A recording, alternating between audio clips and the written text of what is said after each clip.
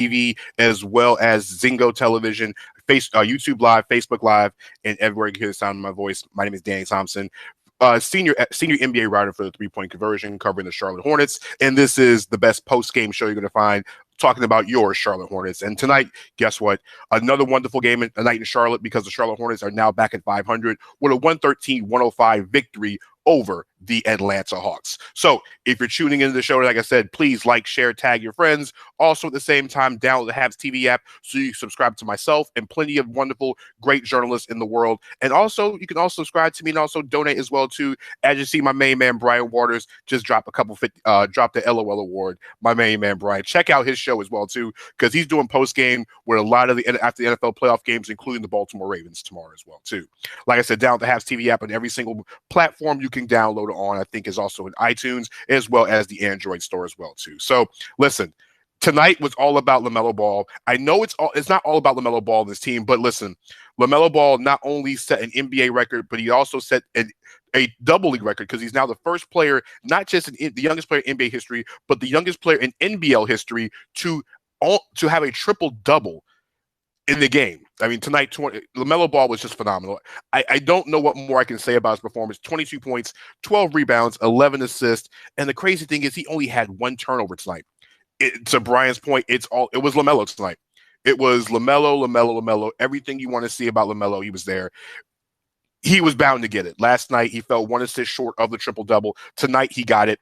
And on top of that, it was a game where Charlotte dominated for the most part of this game. There was parts where stretches where Atlanta was in the game early, but they left into one. But Charlotte really took control in the second quarter, led by LaMelo Ball, led by Terry Rozier, who had a thunderous dunk, his second Sports Center top 10 dunk in literally the last 2 weeks. You had PJ Washington blocking shots.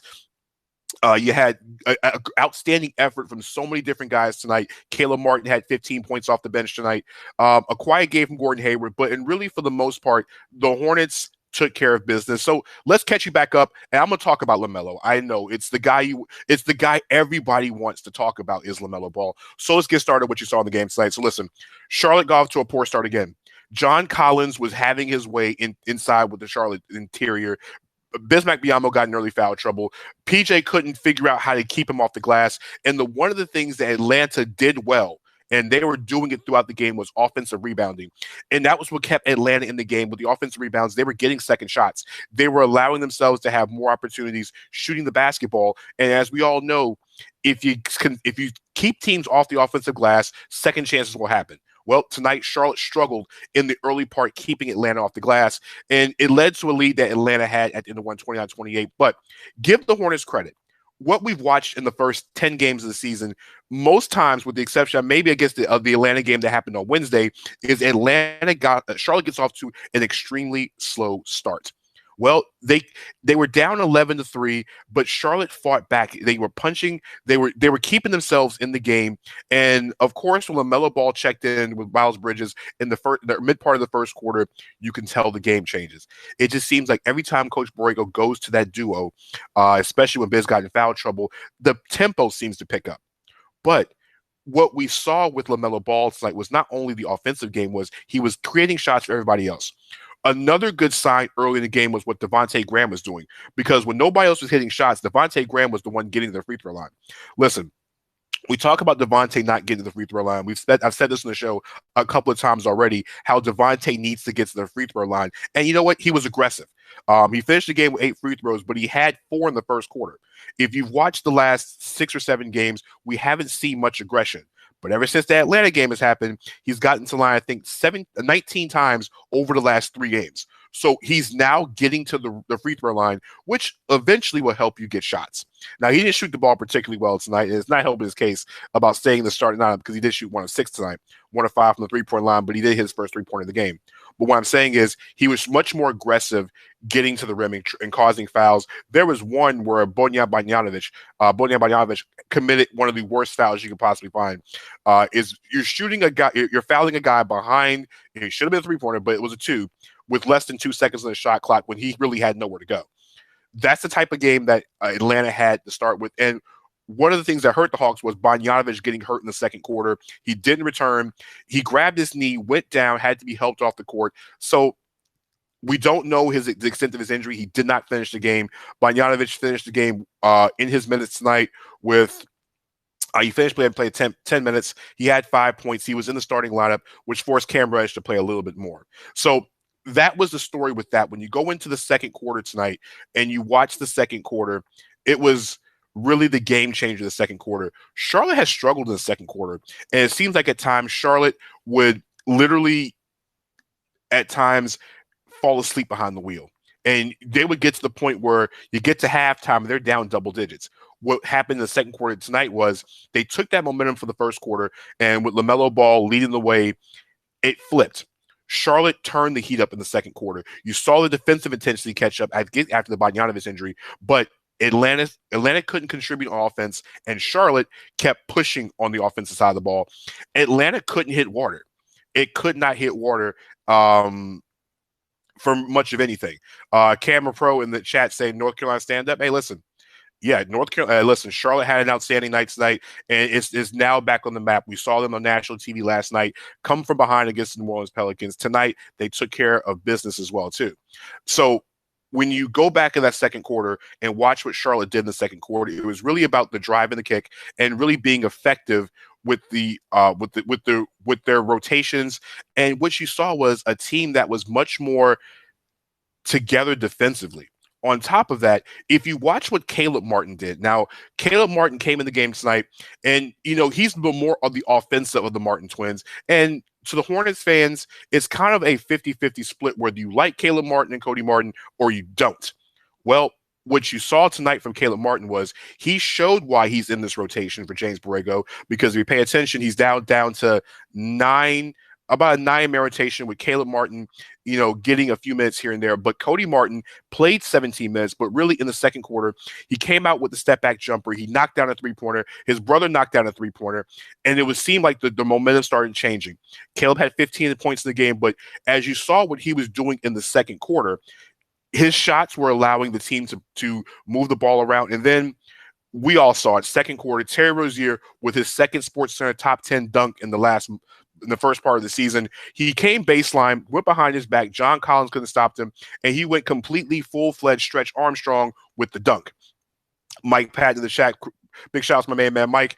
The Hornets are the vibe that watching the Hornets is sharing is caring. Yes, the Hornets lead league in assists. Ironically, for a team that doesn't shoot the ball as well, statistically, Charlotte leads the NBA in assists. That's one of the good things of having guys like Gordon Hayward, LaMelo Ball, the underrated Devontae Graham when it comes to his playmaking ability. They share the basketball very well.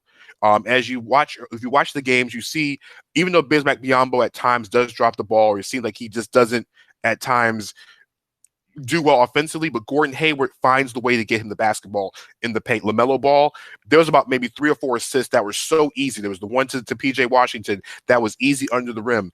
You see the way, I think he threw one behind his back to PJ for a 3-pointer. Those guys create easy shots, and we create easy open shots. The vibe as well. The guys are happy, and the ball doesn't stick. Unlike last season where the ball stuck when it was really Devontae and Terry really controlling most of the ball, this ball is free flowing. It hits different hands, and I wouldn't be surprised if you didn't see 4 or 5 touches from other players before the ball goes in the hoop. Unlike what's going on in Atlanta, you saw that in Charlotte. Charlotte was up at halftime 59-50 in the game. Somebody on Facebook saying the Martin twins are the nail that hold the team together. Listen, the Martin twins, they're worth a lot more than what a lot of fans want to give them credit for and what they're given. Listen, if you look at the Martin twins, they do things differently. Caleb Martin is a scorer. He's much more consistent shooting the basketball, and tonight proved it. Listen, Caleb Martin played 17 minutes. He was 6 of 9 from the floor. He was 3 of 4 from downtown. That's what you need. He provides that third scoring option off the bench besides Miles Bridges, besides LaMelo Ball. He's a different type of scorer. I mean, is he as good defensively as his brother is? No, but his ability to consistently shoot the basketball at a high level is what Charlotte needs off the bench. So somebody asked me in the chat, am I the guy from GTA? If you can't remember his name, you can't ask me a question. All right, but back to the game itself. Like I said, Charlotte was up at halftime, and it was another game where Atlanta just seem to let it fall apart. And Atlanta's on a losing streak, and Atlanta's not playing well. But when you look at the numbers and you watch the game, is it surprising to most fans? Not is it more surprising that the Hornets held Atlanta to 37% from the floor tonight, or is it more surprising that Trae Young came into the set of games against Charlotte averaging 28 points a game? Trae Young has not hit a three-pointer in the last literally 2 games. In 96 game minutes, Trae Young has not hit a three-pointer against the Charlotte Hornets, which is unfathomable. He was averaging over 10 free throw attempts a game. He's only gotten to the line 5 times in the last 2 games against the Hornets. You have to give the Hornets credit a lot on defense. And one of the credits on defense is, listen, Charlotte is doing well. LaMelo Ball is moving around, and things are moving. Wacky64 in the comments saying Trae needs to wake up. Listen, he can wake up against any other team. As long as he's not doing it against Charlotte, I'm perfectly fine with it. But yes, Trae needs to work. There's some things in Atlanta you have to really – there's a lot more to uncover in Atlanta. And as far as LaMelo Ball is, the scary part, he's going to get better. I think he is. But that's another topic we'll talk about later. The halftime score is the Hornets were up by 9, 59-50 at the break. And PJ had 12 points in the first half. And I had a chance to ask him after the game tonight about his ability to protect the rim. His ability to protect the rim is something that has not been seen. Last year, PJ had 2 games where he had 3 or more block shots. He's done it for the 3rd time in 14 days this season. I asked him about it, and he said the block shots are something that allows the team to draw momentum. And listen, 6 block shots tonight, which was a career high. He had 3 the other night. I said 3 games of over 3 in the last couple games. And he's blocking shots at a higher level, protecting the rim. And they needed it because when Bismack Biyombo got in foul trouble, his ability to protect the rim allowed him to – you can start to see the confidence in PJ.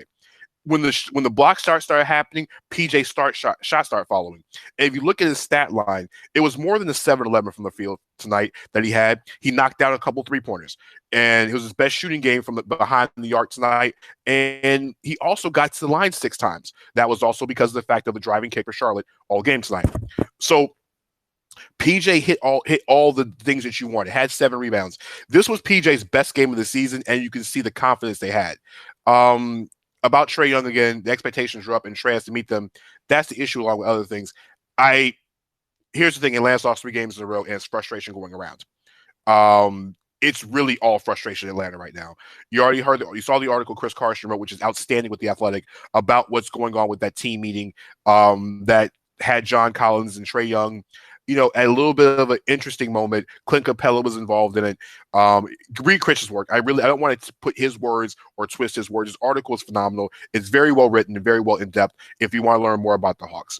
So let's go back to what the Hornets did. Third quarter comes around, and Charlotte picked up the defensive intensity. It wasn't already bad enough that Atlanta couldn't hit shots anyway, but Charlotte turned up the defensive intensity in the third quarter. Now, Atlanta got back in the game. Atlanta made this a close game in the third quarter. But what Charlotte did is they they played with like Coach Borrego has always been saying, with resiliency. They not only kept the lead, but they started extending it. LaMelo Ball went on a run where he was knocking down 3-pointers. When he's knocking down 3-pointers, Charlotte's a hard team to beat. He hit his first 7 shots. Nobody expects LaMelo Ball to go 7 for 7 to start the game. But I will say this. For those who've never watched the Charlotte Hornets play, shame on you. But now you're going to start watching. Okay, LaMelo Ball is going to start making this a must-watch television game. But another thing about LaMelo Ball is when he's in the game, I want you to watch. They play Monday night against the upstart New York Knicks. I'm saying the upstart New York Knicks for crying out loud. But LaMelo Ball grabs a rebound, and when he grabs that rebound, he is flying down the courts. He starts to break. He starts running the floor. It's at 19 years old. It's very rare to see guys like this. It's very rare for a kid to be this good this early. So what he does is when he grabs that rebound, he is flying down to the court. It's reminding me of watching Jason Kidd. Jason Kidd when he was with the Dallas Mavericks as a youngster, just grabbing that rebound and starting the break. There was a few times where he started accelerating down the break, and there was nobody with him to catch up with him. But that's the point with LaMelo Ball. He's having fun, but when he gets that rebound, Charlotte takes off running. But in the third quarter, you saw Charlotte just find ways to pull ahead in this game. Third quarter-wise, Atlanta couldn't hit shots, but Charlotte was knocking things down from deep. They hit 4 from the three-point line in the quarter. And Atlanta was just missing everywhere. And by the time he got to the end of the third quarter, LaMelo Ball had taken this game over. And at the end of 3 quarters, he was literally 1 rebound and 1 assist away from a triple-double. Fourth quarter time, everybody's watching the score. Hornets are up by 11 at the end of 3, and you're all waiting for LaMelo Ball to get the triple-double. We all were waiting for it. He finally gets the triple-double midway through the fourth quarter. And listen, it's great to see the kid get the triple-double. We all want to see it. I just hate that the triple-double happened with no fans in the stands. I can only imagine what Spectrum Center would have been like the moment he got that 10th assist. And the place probably would have been as loud as it was back in the early part of the Hornets days. We're talking about when it's in the Hive. I'm not talking, it might have been louder than anything else you've seen. So when you watch that and you just know Charlotte is going to be something special. And now we don't know in Charlotte when fans are going to be allowed in the arena. We don't know when, but I guarantee you when Governor Cooper and the Hornets and the NBA can figure out how to get fans back at Spectrum Center, I guarantee you will not find a ticket. LaMelo Ball has now become, I'm going to say, must-watch television. Don't be surprised if LaMelo keeps playing like this, you're going to start seeing the Hornets on television a lot more. A question in the chat about Atlanta's second option. Well, it's John Collins. The problem was John Collins was doing a great job in the first quarter.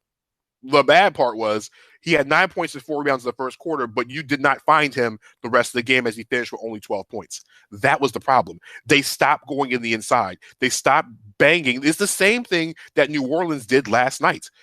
Charlotte struggles with interior teams. Charlotte is smaller. They got Biyombo in foul trouble, but they forgot to start going to the rim. Cam Reddish and those guys were shooting three-pointers. You can't do that against the team, especially when they're in foul trouble. But I digress. LaMelo Ball finally got the triple-double, and it was with 6 minutes and 13 seconds left. We hit P.J. Washington for a fadeaway, and at that point, the triple-double happened. Charlotte got a little sloppy towards the end of the game, started committing turnovers. At the end, Charlotte took advantage at the when the game got close, the game got under 10. I want to say it was after Cam Reddish a couple free throws, the game got to 8. Charlotte then LaMelo split a 1-and-1. Rozier knocked down a 3, and then knocked down a set of free throws. It was really a 6-0 run by Charlotte, put the game away, and it got the lead back up to 14. Charlotte closed the game out 113-105. Like I said, they're now 5-5, and they continue this crazy stretch of games because they play on Monday night at home against the New York Knicks. 7 o'clock tip-off at Spectrum Center. So let me give you my game balls tonight. It will take more questions in the chat as well, too. So game balls tonight, listen, we all know what LaMelo Ball did tonight. And the fact of, I don't know what was more impressive tonight. Like I said, it was the 9-13 shooting where he hit his first 7 shots, or the fact that he had 11 assists with 1 turnover. Just 1 turnover in the 32 minutes. Hornets fans have been complaining about, him playing more minutes. Listen, if you look at the Hornets minutes, the way the Hornets break down the minutes for tonight, PJ is going to get his minutes because he's playing the small ball 5. But PJ played 36 minutes. LaMelo played 30. Oh, you want to say 32? Devontae played 32 with Rozier and Hayward both playing 35. Okay, he played 30 minutes tonight. There was not much more than you could say. He played plenty of minutes tonight. How the Hornets compensating by being small? Listen, LaMelo Ball changes the game. Because he's a guy, if you've watched, he is not scared to go rebound against big guys. He's not scared to do it. He's not scared to go afraid up and go get it. And Mike, to your question, how they compensate is Ball is such a great defender, great rebounder. He's led the team in rebound the last 2 games. He had 10 last night. He had 12 tonight. He crashes the boards, not just on the offensive end. He crashes on the defensive end. And it seems like the rebounding becomes infectious because it looks as though the guards are now rebounding. Terry had 4, he had 6 last night. He had 4 tonight. PJ had 7. You look at Devontae had 5. Miles Bridges, it's like a collective team effort to crash the boards. And that's what they're doing to be so small without Zeller. We haven't seen Nick Richards, or we haven't seen Vernon Carey play at all or much of anything. So they're compensating by just a full-fledged team effort on the glass tonight. So like I said, my game ball, of course, is LaMelo Ball. PJ, 22.7 rebounds, 6 blocks. Also, another game ball goes out to Terry Rozier. Besides the dunk tonight, 23 points, an efficient 23 points, 8 of 15 shooting, knocked down 4 threes. He got to the line 5 times. Un-Terry, like he did miss 2.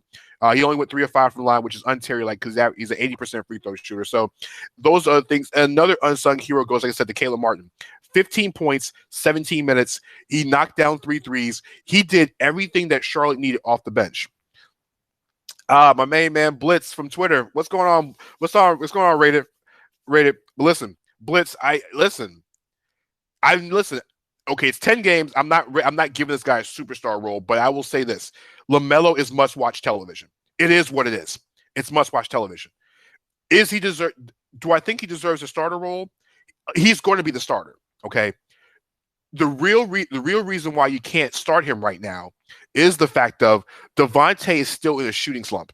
You do not want to send a guy like Devontae Graham to the bench in the middle of a shooting slump. You got to get his confidence back up. You got to get it up. He's got to be able to start knocking down shots because when the transition happens, you want to be able to have Devontae playing his at a high level. It's eventually going to happen. I mean, it's eventually going to happen. LaMelo is going to be a starter in this team. There's no way. But the thing is, you don't want to also rock the boat either. Charlotte's been winning. They're at 500. They've won their last 3 games. Don't rock the boat if it's winning. If it's working, continue to do what it does. Now, what you can do is, if he's not going to be a starter, is you can start adjusting these minutes a little bit, okay? I think Melo deserves more minutes. I think he does, but you got to make sure that it's in the right situations. I don't rock the boat. If Charlotte's won 3 consecutive games, why am I switching this lineup right now? Because obviously it's working. What's also working is the fact that Coach Borrego, again tonight, ran the 3 guards again tonight. He played Melo with Graham, and he played him with Rozier. And like I said, we saw it a little bit in the Atlanta game. He played a little bit more of it last night. We saw it again tonight. You saw that what happens is it creates more shots. It creates more opportunities. Onish in the chat saying the Melo triple-double. Yeah. I don't think it's going to be the first. I don't think it's going to be the only one he gets all year. There's going to be more coming. Blitz, go ahead. Like I said, put the question in the chat. Go ahead. I'll answer for you. But I think if you're winning, don't change it. I don't think you change it if it's working. If it, like my mom always said, if it ain't broke, don't fix it. Continue to keep riding. Keep riding till the wheels fall off on this whole situation. Now, if somebody gets hurt or the team goes on a losing streak, by all means, you make the change. But if it's working, you gotta make it working. Yeah. I mean, listen. Coach Borrego told us in postgame that it's something he has never seen. A kid this mature, a kid like this. Check out the 3pointconversion.com. He said so many things and spoke so highly of LaMelo. He spoke so highly of him on what he's seen through 10 games and really how much he's mature, how mature he is to be 19 years old, because most guys don't come in the league like this. All right. He's the youngest player in the league. The last player who was younger than him was Markelle Fultz. And, because of Markelle Fultz's shoulder injury, we never really got to see where he is. And now he's out for the rest of the season with an ACL injury. So we don't know where we're getting with Markelle Fultz. What I'm saying is LaMelo Ball is a different type of player. I mean, I've said this going back to before Lonzo got to UCLA. When they were asking between the 3 Ball brothers which one it was, Lonzo has the best court vision, but I always said LaMelo had the highest ceiling. LaMelo had the ability to be the superstar because, listen, you're playing with 2 other brothers who were, let's be honest, they were Division I prospects. They both played Division I college basketball, even though LiAngelo Ball only played but maybe 2 games at UCLA, but they all were Division I recruits. And Lonzo was a top 3 pick. Okay, when you're playing in that environment on a daily basis, you're only going to get better. Okay, I can only imagine what those games were. The pickup in the house, the pickup games. He also mentioned the post game about rebounding and how he learned how to rebound playing 21. That's the only way you get the ball. At least where I'm from, the only way you get the ball at Tuck at the courts on Tuckasegee playing 21 on the blacktop is you gotta be able to rebound. It is what it is. But to Mike Patton's point, it's just you have to really, if Charlotte starts losing or somebody gets hurt, you make the lineup change. Okay, I'll be honest. If Charlotte wouldn't have won these last 3 games, and with the way Devontae's been playing, I would have said put Melo in the lineup on Monday night against New York. Okay, you put him in the lineup. At that point, you're 2-8. Okay, but Charlotte's 5-5. They've won 3 games in a row. There's no way you change the lineup. Oh, yeah, I mean, we all have seen it. It's not just did I look at it. We all saw it. The team runs differently when Melo's in the game. It is because he has that ability not only to get himself involved, but listen, there are moments where you saw how LaMelo wasn't a rookie. We saw in the fourth quarter where he backed down Trae Young and used his body to basically push Trae Young literally out the way. All right. We saw LaMelo making these veteran type plays. The play on Kevin Huerter in the second was, I think, the third quarter, where he put him in the second quarter, I think it was, where he threw Kevin Huerter in a spin cycle. He went one way, changed his body around. Kevin Huerter ended up in Gastonia trying to guard him, and he hit the jump shot. So we see how good Atlanta looks, Charlotte looks. Okay, now the wonderful thing about it is LaMelo Ball for the second consecutive game had a plus in the plus minus chart. Last night was +6. Tonight was +18. Sam from Twitter saying PJ the future All-Star. Well, listen, with PJ, it has to be more consistency. With PJ, because the role changing for him is not going to be the same role he had this last year. He's playing much more of a small ball 5, a pull-out 5. He's got to be able to protect the rim. He's still learning how to protect the rim. And listen, he's already doing better protecting the rim than he did last year, and it's only going to get better. Like I said, Blitz, any questions you got, go ahead and put it there. The natural spot for the maximum production for PJ from Mike Patton, I think in this system with Charlotte, the way he's playing, I don't mind him being the small ball 5. I think when Cody gets back, and even with Biyombo, him playing a big 5, a big 4, and playing minutes at the small ball 5, he's actually playing where he is right now.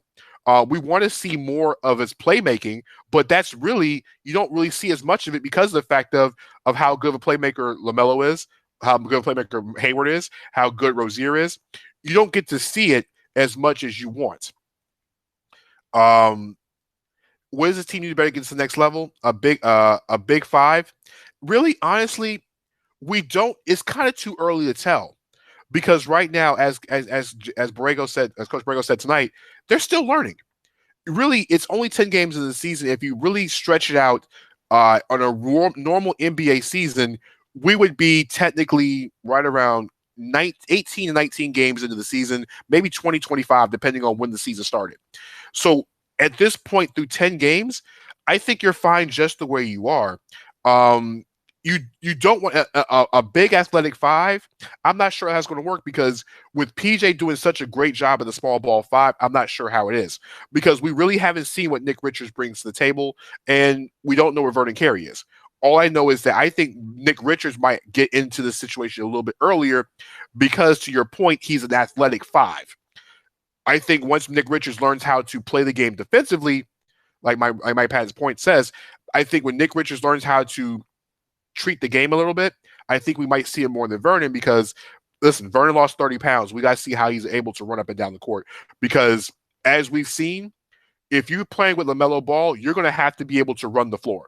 Miles runs the 4 at the 5, PJ runs the 4 at the 5, and Biz hustles down the 4 at the 5. You're going to need somebody that can run and be able to obtain at the rim. Because, listen, PJ even said it in postgame tonight. The one great thing about LaMelo is that he's going to get you the ball. The bad part is you don't know when it's coming. Johnny in the chat, Johnny be good. Hello, Johnny. I appreciate you tuning in. Also subscribe, and keep getting all this wonderful content. So, but yeah, Blitz, like I said, I was wondering what's going to happen with the 5, but it's too early to tell. What we do know is that Monday night's game against the New York Knicks is going to be a different type of game, because, listen, when you have the New York Knicks with Julius Randle, who is playing not just at an all-star level, but hey, listen, the Knicks are winning. And if they continue to win, you got to talk about Julius Randle for MVP at this point, if he continues at this level. And it's kind of hard. The Knicks have a harder time against the Hornets have a harder time guarding against Julius Randle. Listen, it's kind of like Zion Williamson was last night. The only difference is that Randle can actually knock down shots. Okay. The real thing for Charlotte Monday night is they're going to have to get to the rim and get Mitchell Robinson in foul trouble. And then 2, on the other end, is you've got to be able to make the Knicks a jump shooting team. Okay. The Knicks are okay on the perimeter, but they're much better when they're attacking the rim. And as we saw last night when on the Oklahoma City game, if you pressure the Knicks shooters, they're not going to hit shots.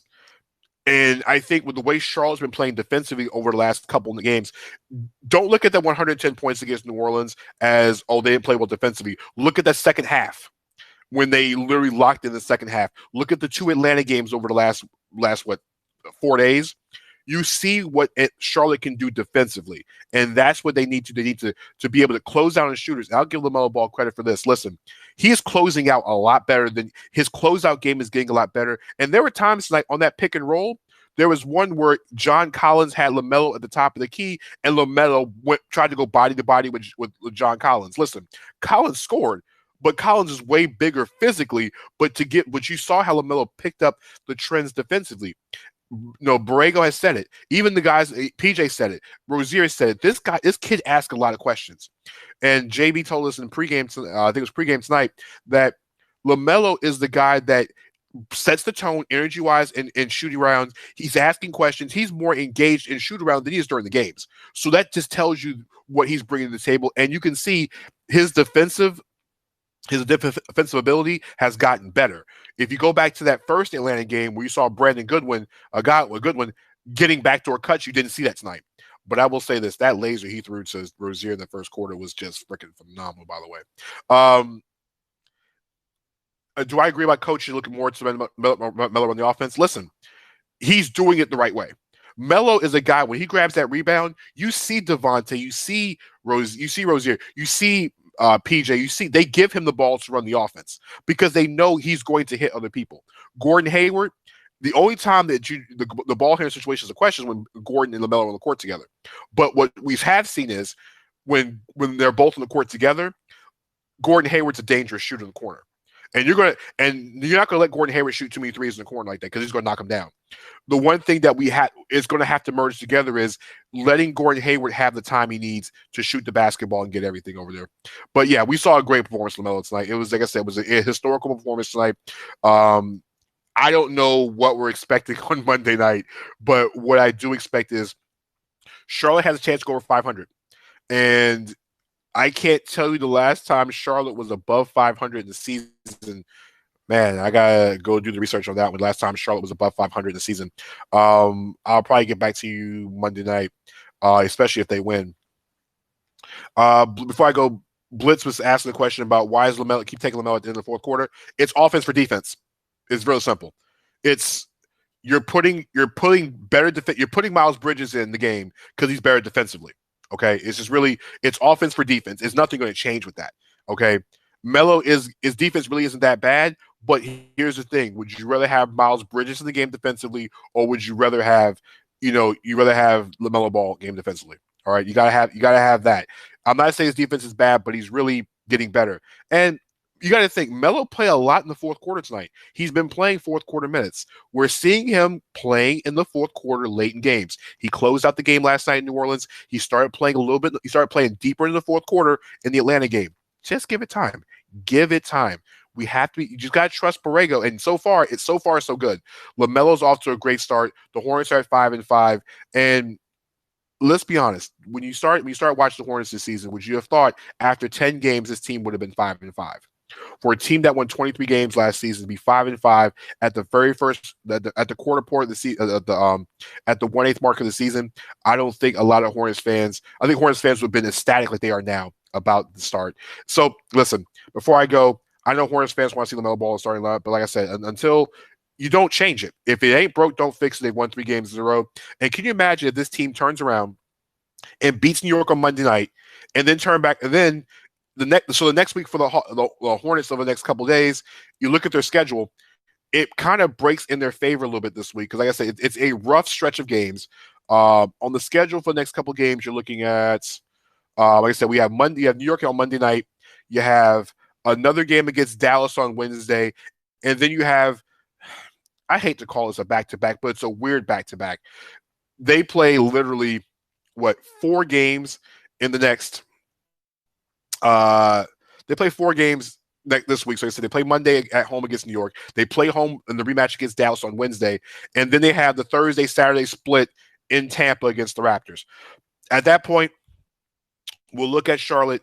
They won't play again, and they get a nice 4 days off before they have to host Washington on the 20th after the inauguration. So they had time. And the question is, when do I see realistically starting LaMelo Ball? Listen, I've been saying right around mid-month, but I think if Charlotte is still winning and still playing good basketball, I think once Devontae gets his shot back, I think you put him back on the bench. I think you make the switch then. There's only so much time you're going to keep LaMelo Ball on this bench, and we all know this. It's just that you just want to make sure that Devontae is in a good headspace offensively because you're going to need him. Okay, no matter what happens, you're going to need him. I think what you do is until he's ready to take over, is that you increase LaMelo's minutes. I think you get him right around that 33, 34 minute a game mark. And I think that's what you keep doing until Devontae starts finding his confidence. And at that point, you kind of transition him back to the 6-man role, or that's really the best option to get, because I hate to see the Bridges and Ball dynamic get broken up, but we all know it's going to happen eventually. I just think that as long as Charlotte keeps winning, you can't change it. And I don't mean if they lose on Monday night to New York, you make the line change on Wednesday. I don't think you do that. I think realistically, if anything, unless Charlotte goes on a complete winning streak, I say Wednesday when they get back after the break. After the 4-day break against Washington, I think you get LaMelo with the starting lineup probably then. That way you'll have a couple of days off, you'll have a couple of days to practice, and a couple of days to kind of get Devontae in a better space. But if they're winning, you don't move it. You don't make the change. You just don't make the change. You just don't change it right now. So follow me on Twitter at DannyDA3 Thompson on Twitter, as well as the work on the 3pointconversion.com. You'll see my Hornets articles on there, as well as check out the YouTube page for the 3-point conversion, because you'll see the post-game interviews that I had with Coach Borrego tonight, as well as PJ Washington, and as well, of course, that guy named LaMelo Ball.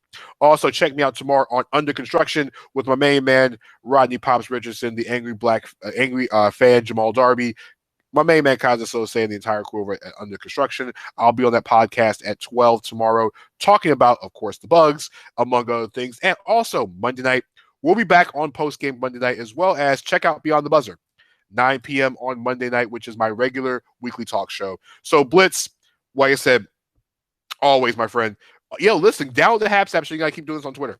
But big shout out to everybody who stepped in tonight. Like I said, everybody watching, I appreciate donating as well as viewing and sharing. So, like I said, have a great weekend. We'll see you guys on Monday. I'll check in tomorrow on this construction. Have a great night, everybody.